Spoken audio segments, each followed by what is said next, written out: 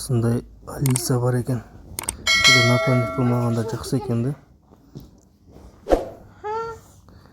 Сөйлесіп отырасың. Алиса, давай по 50 грамм налей деп қойып.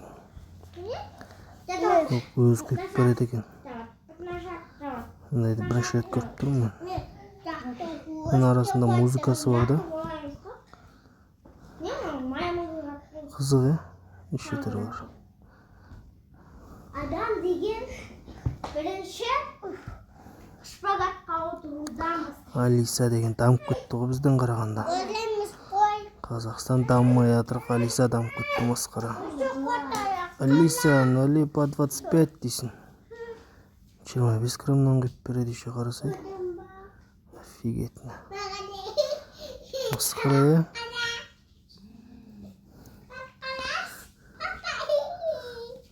Құдай, үйде де өстіп киініп жүрсе ғой бала. Одан кейін келесіңдер. Бар, айнаға тұр. Алиса, налей, сколько не жалко дейсің. Ол алады, 35 граммнан құйып береді ғой. Много нельзя пить. Кел. Қызығы неше түрі бар екен мынандай.